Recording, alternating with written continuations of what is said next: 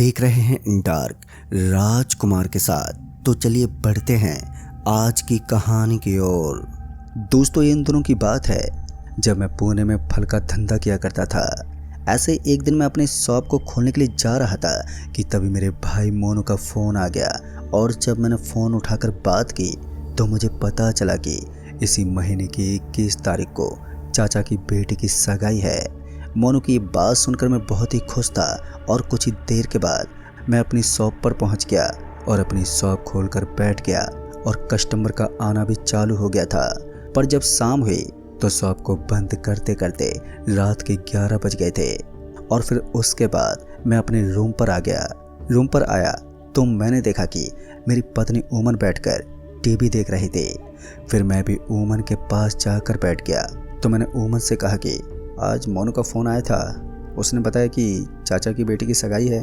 उमन ये बात सुनकर बहुत ही ज़्यादा खुश हुई, जिस पर उमन ने कहा कि कितनी तारीख को है सगाई। उमन के इतना कहने पर मैंने कहा कि 21 तारीख को, और आज 16 तारीख है, यानी कि अभी एक हफ्ते का समय है। फिर हम दोनों खाना वाना खाकर सो गए। फिर अगले दिन सुबह के वक्त मैं प्रयागराज जाने के लिए 2 टिकट कटवा कर ले आया और उमन अपनी शॉपिंग करने में लग गई। और जिस दिन का हम दोनों को इंतज़ार था, अब वो दिन भी आ गया था। फिर हम दोनों रूम से निकलकर बाहर आ गए और ऑटो का वेट करने लगे।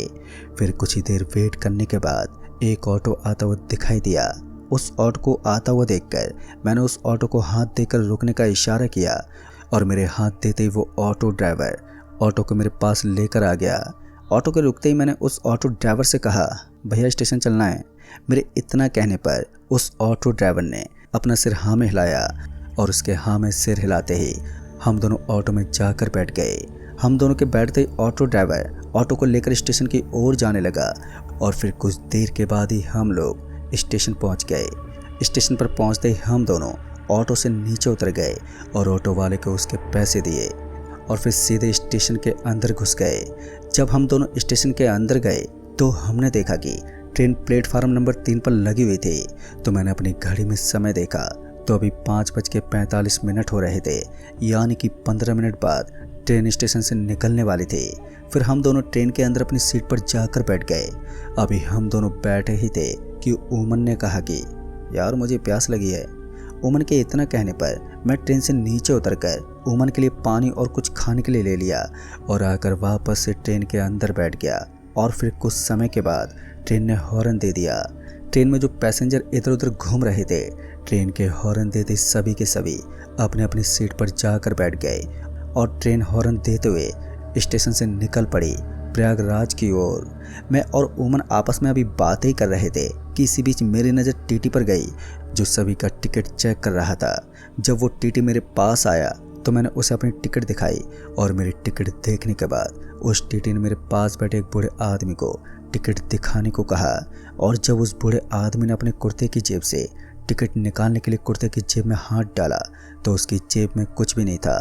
फिर दूसरी जेब में भी टिकट टटोलने के बाद उसे टिकट नहीं मिला तो वो हैरान हो गया कि तभी उस टीटी ने कहा कि कहाँ है टिकट। जिस पर उस बूढ़े आदमी ने कहा कि साहब किसी ने मेरा पैसा चुरा लिए और पैसे के साथ साथ टिकट भी चोरी हो गया। पर टीटी को उस बूढ़े आदमी की बात पर यकीन नहीं था। उसे ऐसा लग रहा था कि वो बूढ़ा आदमी झूठ बोल रहा है। वो बूढ़ा आदमी उस टीटी से बार बार बोलता रहा, पर उस टीटी ने उस बूढ़े आदमी की एक ना सुनी और उस बूढ़े आदमी को उठाते बोला, अगले स्टेशन पर उतर जाना।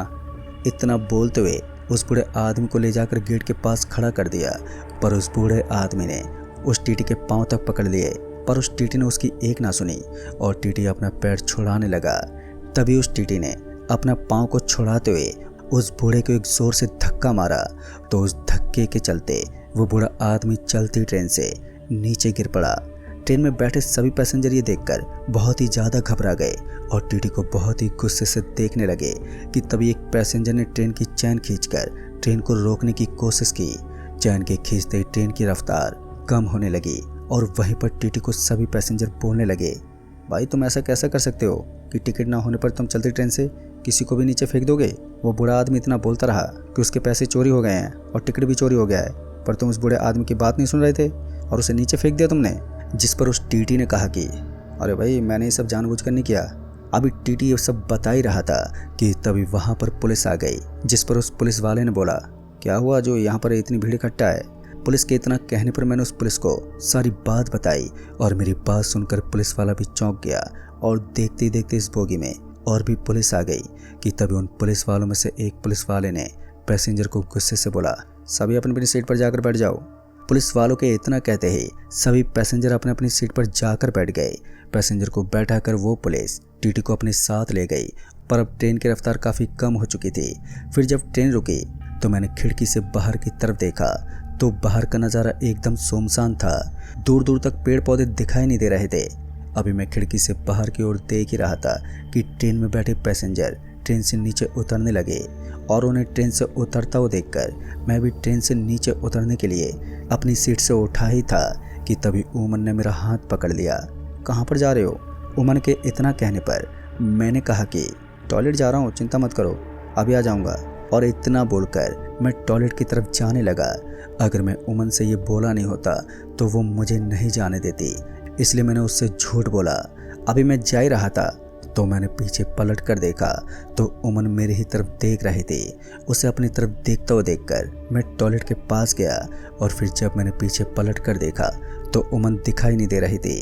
फिर मैं दूसरे गेट से नीचे उतर गया तो मैंने देखा कि और भी कोई उतर कर जा रहा था, पर रात के इस अंधेरे में मुझे कुछ भी साफ साफ दिखाई नहीं दे रहा था और बाकी के पैसेंजर भी ट्रेन की दूसरी तरफ से उतरे थे। तभी मैं भागते हुए उस आदमी के पास जाने लगा और जब मैं उस आदमी के पास पहुंचा तो मैंने उस आदमी से कहा कि यार उस बूढ़े आदमी के साथ बहुत ही बुरा हुआ ना। मेरे इतना कहने पर उस आदमी ने कहा, वो सब मैंने ही तो किया है। उस आदमी की बात सुनकर मैं चौंक गया और मैंने कहा कि क्या बोल रहे हो ये सब? फिर उस आदमी ने कहा, हाँ मैंने ही मारा उसको। पर अब उस आदमी की आवाज़ बदल गई थी और फिर जब मैंने उस आदमी की शक्ल की ओर देखा तो उसे देखकर मेरे हाथ पैर कांपने लगे। तभी मैंने देखा कि उस आदमी की शक्ल पर कीड़े घूम रहे थे और उसकी आंखें काली थी, जिससे वो बहुत ही ज़्यादा भयानक दिख रहा था, जिसे देखकर मेरा पूरा शरीर सुन्न पड़ गया। अभी मैं उस ओर देख ही रहा था कि तभी किसी ने आवाज़ दी और वो आवाज़ सुनकर जब मैं पीछे पलटा तो मैंने पाया कि दो पैसेंजर ट्रेन से नीचे उतर कर आ रहे थे। तो उन्होंने कहा, अरे भाई साहब क्या हुआ और अकेले यहाँ पर क्या कर रहे हो? उनके इतना कहने पर जब मैंने सामने की ओर देखा तो सामने कोई भी नहीं था और ये देखकर मैं हैरान हो गया कि अभी अभी जो मैंने देखा था क्या वो सच था या फिर सिर्फ मेरा वहम। अभी मैं यही सोच रहा था कि तभी वो दोनों पैसेंजर मेरे पास आ गए तो उन्होंने कहा कि क्या कर रहे हो? जिस पर मैंने उन दोनों को सारी बात बताई और मेरी बात सुनकर उन्होंने कहा कि तुम तो अकेले ही खड़े थे और तो मुझे यहाँ पर कोई दिखाई नहीं दिया, ये शायद तुम्हारा वहम था और कुछ नहीं। पर दोस्तों अब मेरे समझ में नहीं आ रहा था कि जो मैंने देखा था वो सच था या फिर जो इन दोनों ने देखा वो सच है। अभी मैं यही सोच रहा था कि उन्होंने कहा, चल रहे हो उस बूढ़े आदमी को देखने के लिए? उनके इतना कहने पर मैंने कहा, हाँ चलिए। फिर हम तीनों उस बूढ़े आदमी की ओर जाने लगे और अभी मेरे मन में वही सब चल रहा था जो अभी अभी मैंने देखा था। अभी मैं यही सोच रहा था कि मुझे ऐसा लगा कि कोई मेरे पीछे पीछे आ रहा हो और जब मैंने पीछे पलट कर देखा तो पीछे कोई भी नहीं था। फिर जब हम तीनों उस जगह पर पहुंचे जहां पर उस बूढ़े आदमी की डेड बॉडी पड़ी थी, वहां पर बहुत सारे लोग खड़े थे और उन सभी के बीच में जाकर जब मैंने उस बूढ़े आदमी को देखा तो उस बूढ़े आदमी का सर धड़ से अलग हो गया था। अभी मैं उस आदमी को देख रहा था कि इस बीच ट्रेन ने हॉर्न दे दिया। ट्रेन के हॉर्न को सुनकर कुछ पैसेंजर ट्रेन की ओर भागते हुए गए और कुछ वहीं पर खड़े रहे। फिर पुलिस वालों ने उस बूढ़े आदमी की बॉडी को उठाकर ट्रेन के लास्ट बोगी में लाकर पटक दिया, ये सोच कर कि अगले स्टेशन पर उस बूढ़े आदमी की डेड बॉडी को उतार देंगे, क्योंकि यहाँ पर एम्बुलेंस का आना बहुत ही मुश्किल था। तभी उस डेड बॉडी के पास दो सिपाही खड़े हो गए ताकि ट्रेन के पैसेंजर डरे नहीं। कि तभी ट्रेन ने दोबारा हॉर्न दिया और ट्रेन के हॉर्न देते ही इस बार सभी पैसेंजर अपनी अपनी सीट पर जाकर बैठ गए। और जब मैं उमन के पास पहुंचा तो उमन मुझे गुस्से से देख रही थी। उसे इस तरह देखता हुआ देखकर मैं समझ गया था कि उमन का गुस्सा 7वें आसमान पर है। इस वजह से मैंने उमन से बिना कुछ बोले ही चुपचाप अपनी सीट पर जाकर बैठ गया। मेरे बैठते ही उमन ने कहा कि टॉयलेट करने में इतना समय लगता है? उमन के इतना कहने पर मैंने उमन से कहा कि मैं टॉयलेट नहीं गया था, मैं तो उस बूढ़े आदमी को देखने के लिए गया था। मेरे इतना कहने पर उमन ने कहा कि मुझे मालूम था और मैं तुम्हें इसी वजह से रोक रही थी, पर तुम टॉयलेट का बहाना मारकर चले गए। उमन के इतना कहने पर मैंने कहा कि पर अब मैं कहीं नहीं जाऊंगा, और ये बोलकर मैं शांत हो गया। अभी मैं बैठा हुआ यही सोच रहा था कि तभी उमन ने कहा, क्या हुआ? उमन के इतना कहने पर मैं सोचने लगा कि उमन को ये बात बताना ठीक होगा कि नहीं। अगर मैंने बता दिया तो उमन भी डर जाएगी। इस वजह से मैं उमन की बात को टालते बोला, कुछ नहीं, बस उस बूढ़े आदमी के बारे में सोच रहा था। मेरे इतना कहने पर उमन शांत हो गई और कुछ समय में उमन सो गई और ट्रेन के बाकी के पैसेंजर भी सो गए थे। बस गिने चुने ही लोग जगे हुए थे। तो मैंने घड़ी में समय देखा तो रात के 2 बज रहे थे। फिर मैंने सोचा कि मैं भी थोड़ा सो लेता हूँ, पर मुझे नींद नहीं आ रही थी क्योंकि मेरा ध्यान बार बार उसी आदमी पर जा रहा था जो मुझे ट्रेन के दूसरी तरफ मिला था। अभी मैं यही सोच रहा था कि तभी मुझे पीछे की बोगी से किसी के चीखने की आवाज़ आई और यह आवाज़ सुनकर मैं हैरान हो गया कि अब क्या हो गया। अभी मैं यही सब सोच रहा था कि तभी एक आदमी भागते हुए आया और उसने कहा कि वो बूढ़ा आदमी जिंदा हो गया है और उसने दोनों पुलिस वालों को मार दिया है, वो एक एक करके सबको मार रहा है। वो आदमी इतना बोलकर आगे की बोगी की ओर भागते हुए जाने लगा और उस आदमी की बात सुनकर मैं भी हैरान हो गया कि आखिर ये कैसे हो सकता है। जो आदमी कुछ घंटों पहले मर गया था तो फिर वो जिंदा कैसे हो गया। फिर मुझे लगा कि कहीं वो आदमी सच तो नहीं कह रहा था जिस आदमी के शकल में कीड़े घूम रहे थे। अब तो मुझे भी यकीन हो गया था कि ये मेरा वहम नहीं था बल्कि यही सच था और ये सब वही कर रहा है। तो मैंने तुरंत ही उमन को उठाया और उमन से कहा कि उमन उठो, आगे की बोगी में चलते हैं। और मेरे इतना कहते ही उमन ने कहा, क्या हुआ? तो मैंने कहा कि पहले यहाँ से निकलो, फिर बाद में बताता हूँ। इतना बोलकर मैं उमन को अपने साथ लेकर आगे की ओर जाने लगा कि तभी उमन ने कहा, बैग तो ले लो। अभी हम दोनों दूसरी बोगी में जा ही रहे थे कि तभी हमने देखा कि काफ़ी सारे लोग चिल्लाते हुए भागते हुए आए। उन सभी की आवाज़ को सुनकर जो पैसेंजर सो रहे थे वो सभी उठ गए। उन सभी को कुछ समझ में नहीं आ रहा था कि आखिर हो क्या रहा है। तो मैंने कहा कि वो बूढ़ा आदमी जो मर गया था वो अब सभी को मार रहा है। और ये बात सुनकर उमन भी बहुत ज़्यादा डर गई। तो मैं उमन को लेकर आगे की ओर जाने लगा और सभी पैसेंजर भी भागते हुए आगे की बोगी की ओर जाने लगे कि तभी किसी ने ट्रेन की चैन खींची और चैन के खींचते ट्रेन की रफ्तार काफ़ी कम हो गई और ट्रेन के सभी पैसेंजर ट्रेन के सबसे आगे की बोगी में जाकर इकट्ठे हो गए। उन सभी को देखकर मेरे मन में विचार आया कि अगर वो बूढ़ा आदमी यहाँ पर आ गया तो वो सभी को मार देगा और फिर किसी का बचकर निकलना भी बहुत ही मुश्किल हो जाएगा। ये सब सोचकर मैंने फैसला किया कि मैं उन सभी पैसेंजर्स के साथ वहाँ पर नहीं रहूँगा। फिर हम दोनों टॉयलेट के अंदर जाकर छिप गए। जैसे हम दोनों टॉयलेट के अंदर गए तो वैसे वो बूढ़ा आदमी अजीब तरह की आवाज़ें निकालते हुए इस बोगी की तरफ आने लगा। उस बूढ़े आदमी को देखकर मैं और भी ज़्यादा डर गया था क्योंकि वो बूढ़ा आदमी उस टीटी का सर हाथ में लटकाए हुए आ रहा था जिस टीटी से उसकी बहस हुई थी। वो बूढ़ा आदमी खून से लथपथ था जिसे देखकर मेरे हाथ पैर कांपने लगे थे। और वहीं पर उमन उस बूढ़े आदमी का भयानक शक्ल देखकर वहीं पर बेहोश हो गई। और अभी ट्रेन बहुत ही कम रफ्तार में चल रही थी। उस बूढ़े आदमी को आता हुआ देखकर मैंने टॉयलेट का दरवाज़ा आहिस्ते से बंद कर लिया और थोड़ा सा खुला रहने दिया। अभी मैं यही सोच ही रहा था कि तभी वो दरवाजे के पास आ गया। उस बूढ़े आदमी को दरवाजे के पास देखकर मेरे तो रोंगटे खड़े हो गए और वहीं पर ट्रेन के पैसेंजर उस बूढ़े आदमी को देखकर ज़ोर ज़ोर से चिल्लाने लगे। अब वो बूढ़ा आदमी एक एक करके सभी को मारने लगा। उस बूढ़े आदमी का भयानक रूप देखकर उन सभी की रूह कांप गई और कुछ पैसेंजर चलती ट्रेन से ही नीचे कूद गए। फिर जब कुछ ही मिनटों में ट्रेन रुकी तो जो भी पैसेंजर उस बोगी के अंदर बचे थे वो सभी ट्रेन से नीचे उतर गए और उन सभी के साथ वो बूढ़ा आदमी भी ट्रेन से नीचे उतर गया।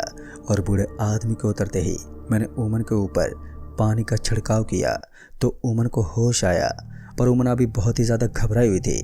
मैंने उसे किसी तरह शांत किया और हम उस टॉयलेट से बाहर निकले तो हमने देखा कि पूरी ट्रेन खून से सनी हुई थी और डेड बॉडी पड़ी थी। दोस्तों ये सब देखकर तो मेरी रूह कांप गई थी। फिर हम दोनों ट्रेन से नीचे उतर कर देखा तो अभी रात के अंधेरे में कुछ भी दिखाई नहीं दे रहा था। चारों तरफ बस सन्नाटा ही सन्नाटा पसरा हुआ था।